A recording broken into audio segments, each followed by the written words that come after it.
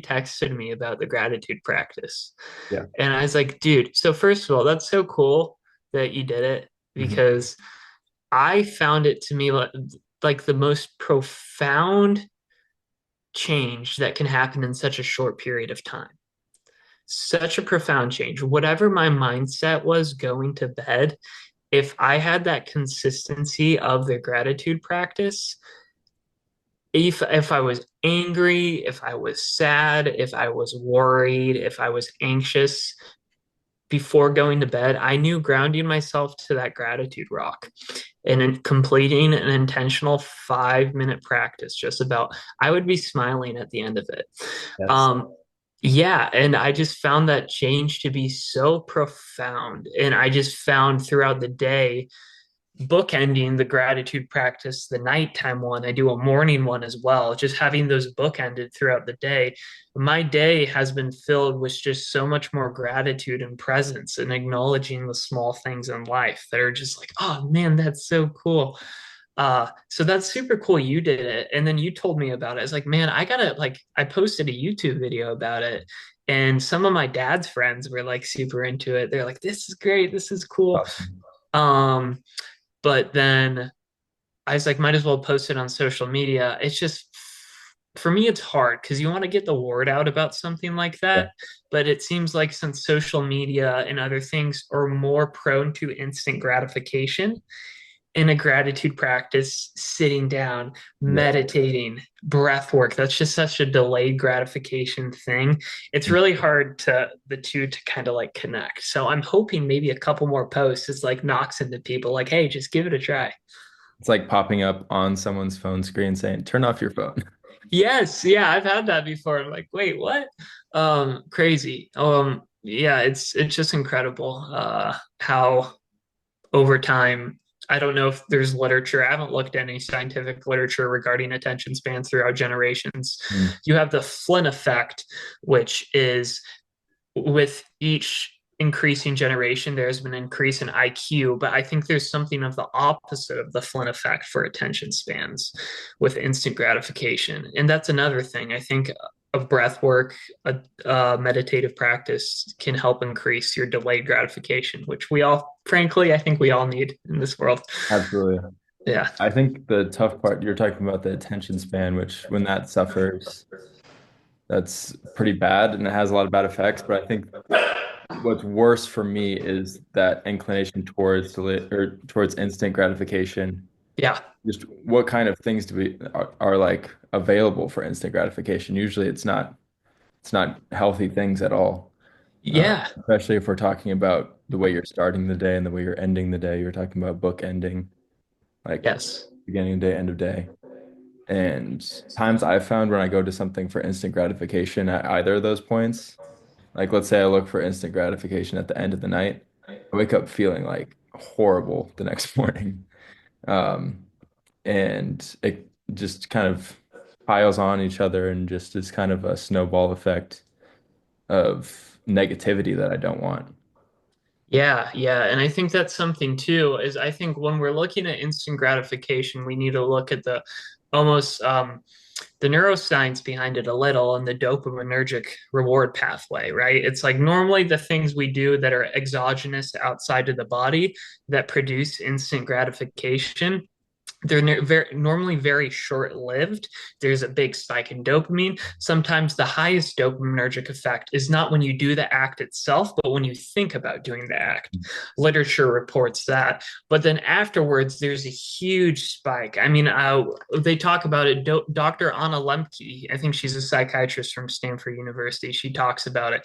She talks about it. It's like a very fine balancing point, right? And you get this hit of dopamine, and it takes the teeter totter and it feels good for a second, but then it shoots back the other way. Mhm. And that's what a lot of people feel.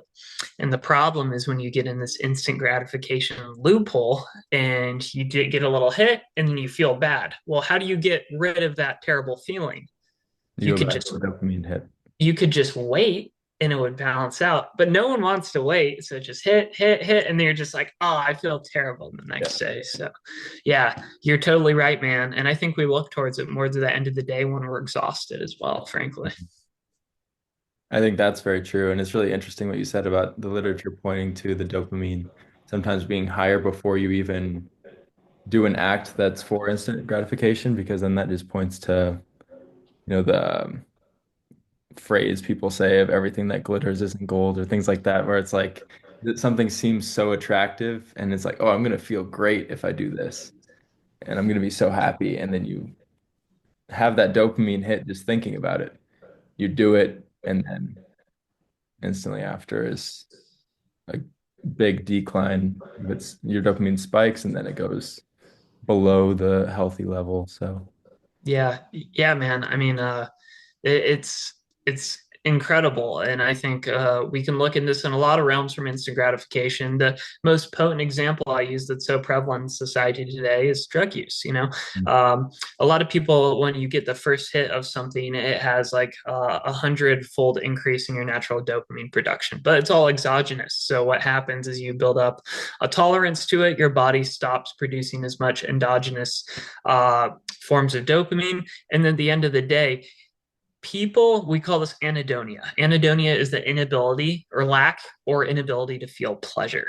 So a lot of people, they don't continue using because the high, they continue using because the high is their new normal, mm, right?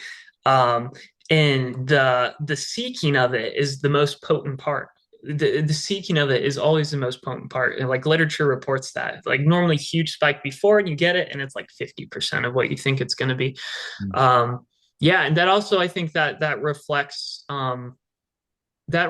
I do believe that we can be directed uh truly, but I also do think that we can be deceived and mhm. we can be falsely directed. And we need to understand that the instantaneous gratification of things, where is that coming from? And we need to be careful of surrounding ourselves like that. And that's why I think like prayer, and that's why I think like a gratitude practice, coming back to peace, coming back to a mantra, coming back to our core values and who we are. That can kind of help, at the end of the day, when you get that hit, that can help let it come back to normal, and Yes. you can focus on yourself again. Mhm. Yeah.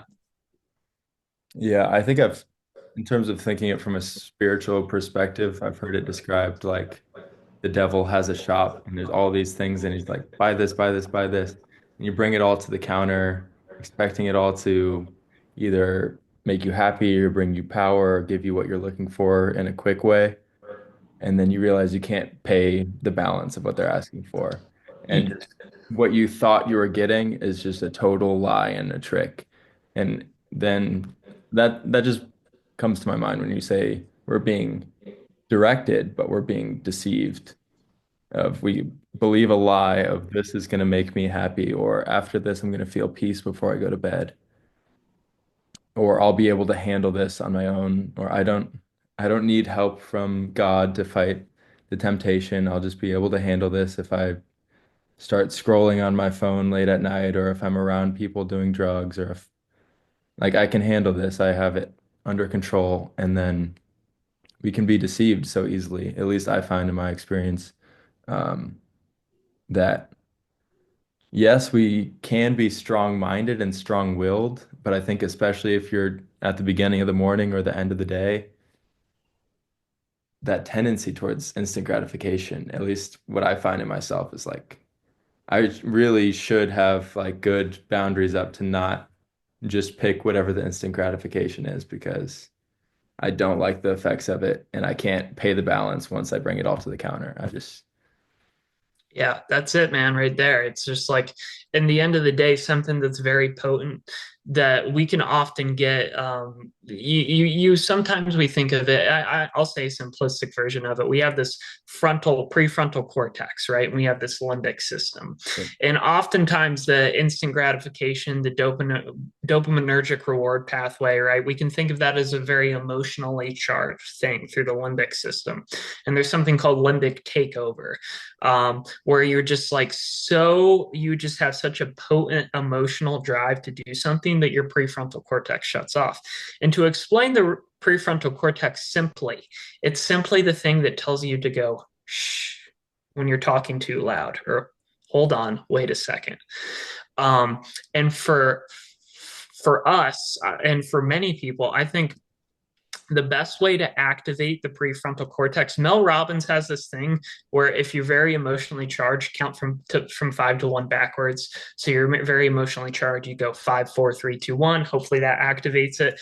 For me, I normally in emotionally charged state when I'm seeking some form of instant gratification, I ask myself, will I be proud of this?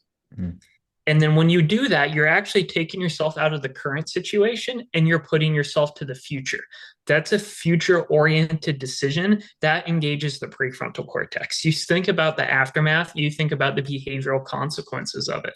And then sometimes it's like, oh gosh, like, no, I won't be happy with that. It's like if I doom scroll for 30 minutes, I'll feel guilty or I'll feel like, oh, I just wasted my time or I wasn't paying attention to my wife or I could have been cleaning. That engages the prefrontal cortex. That gets you out of that very potent temptation um, that's brought upon you. And then from there, you say, well, let's replace it with something else. Consistency in replacing it with something else, like bookending your day with a gratitude practice, morning, night, got the rock here, instead of an instant gratification activity. It creates scaffolding. It creates structure. Yes.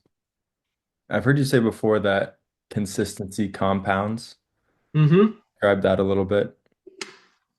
Yeah, yeah. So that's a big thing for me about like consistency compounding. When you first heard me say that, I just like to ask other people, what did you think about? I just thought about how I would phrase it is like stacking days. I used to have a coach that used to say this of like, if we did really bad in practice, he was like, you guys didn't like you didn't add a day on today. This was no forward progress, but it really kind of got me to appreciate that even though it seemed small to maybe be starting out hard in a drill or something, if we do that day in and day out, that compounds to us getting a lot better in our drills, giving a lot more effort, um, maybe being a lot louder on the field, being a lot more confident in our teammates because we knew we worked hard. It's just a lot of those small things, and especially of actually like your schedule Monday through Friday, putting work in consistently each day, that will compound as months turn into years and as you look back at what you accomplished and what work you put in.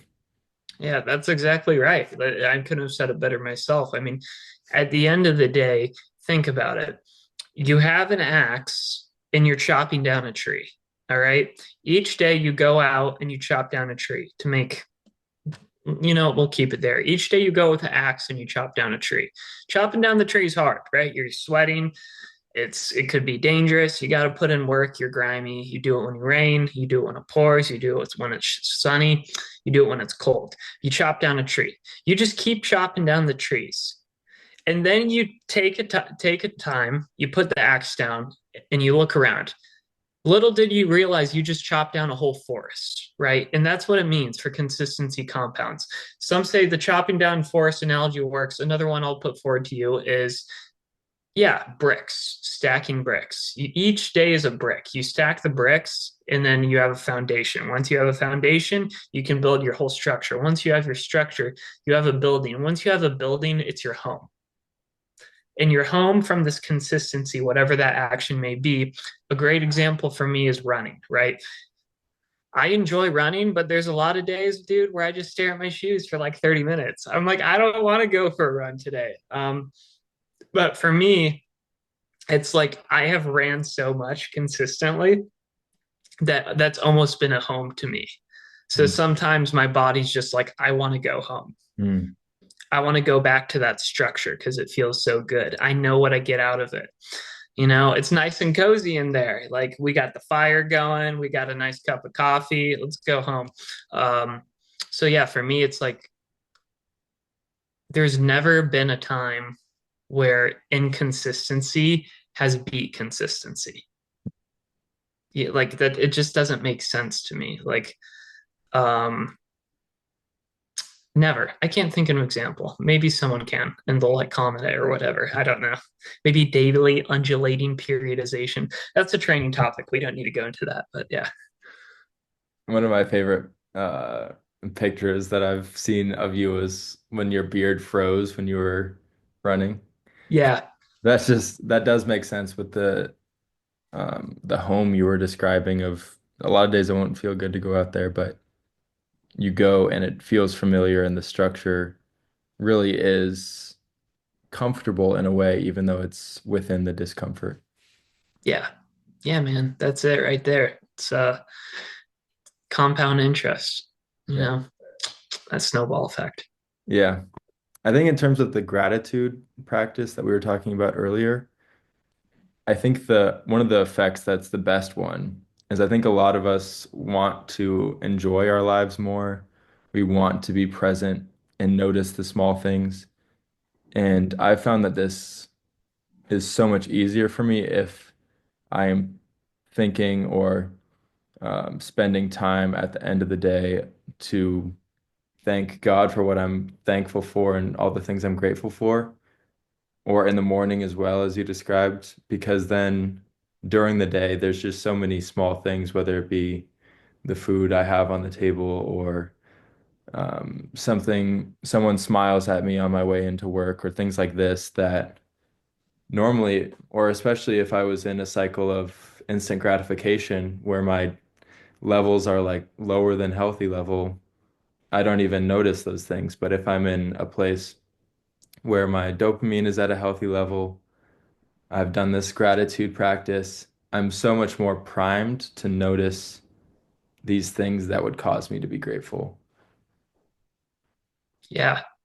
Yeah. I think, there's something with behavioral psychology and behavioral therapy. It's called rehearsal, right?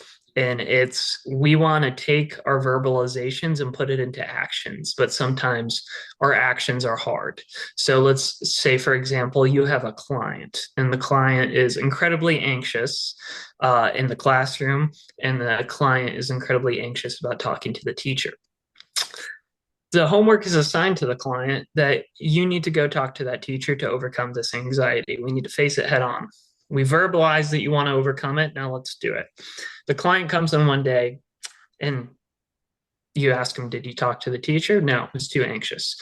So you run him through rehearsal. I pretend to be the professor. They pretend to be, well, they are who they are. And then we rehearse it. And then they go into the environment, reality, and they do it.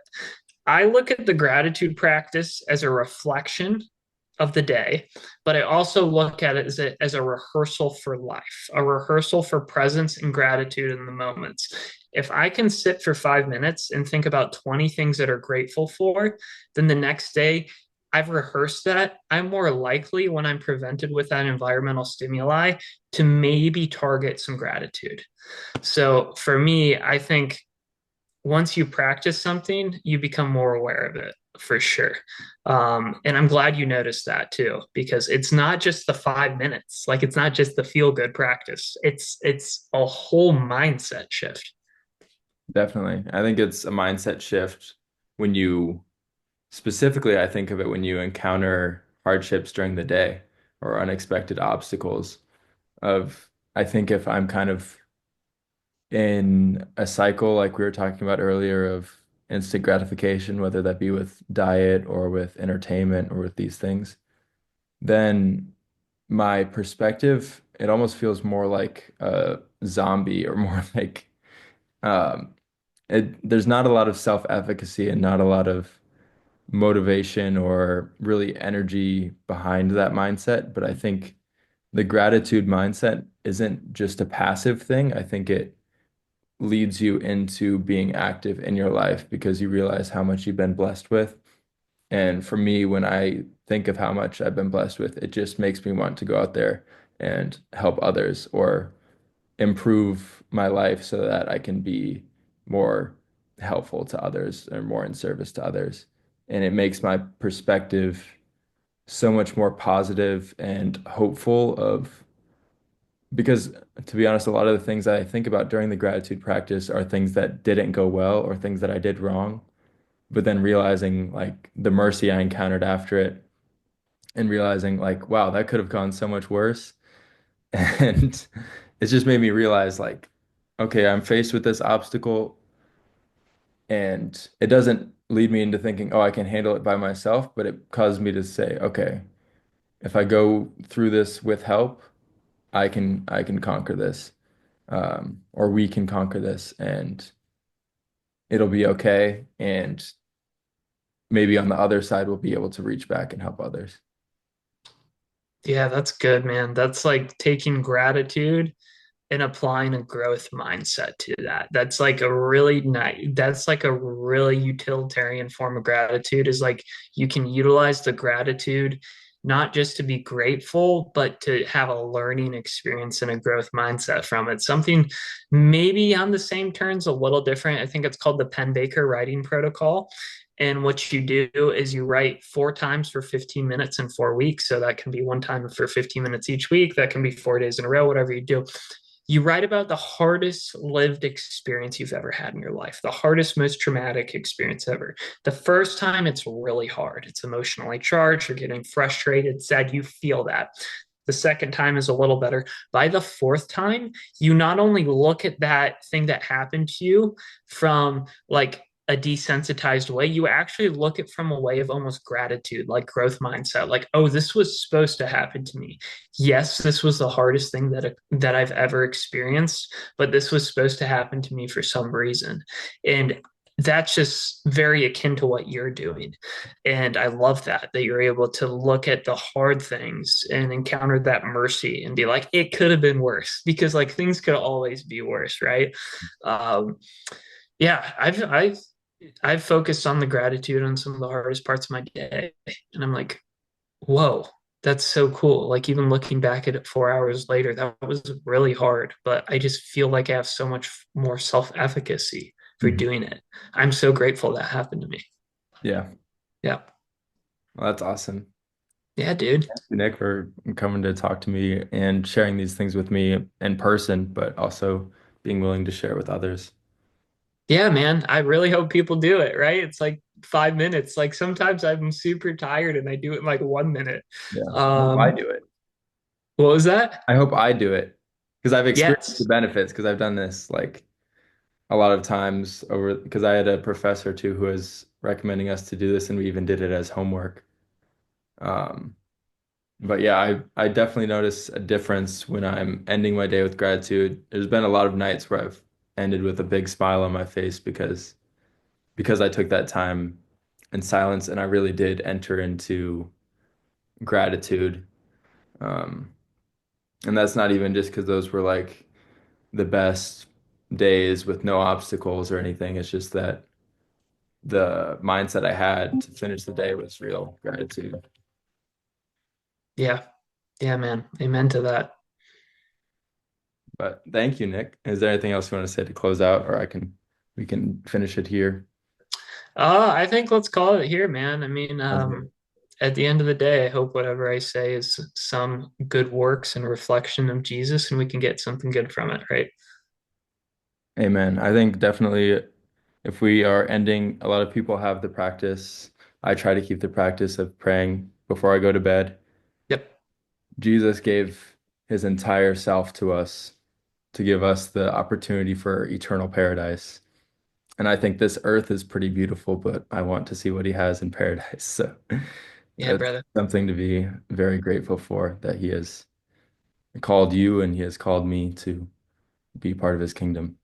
Yeah, yeah. Amen to that. All right. Hey, well, thanks, Doll. I appreciate it, brother. Yep. Have a good rest of your day. Yeah, you too.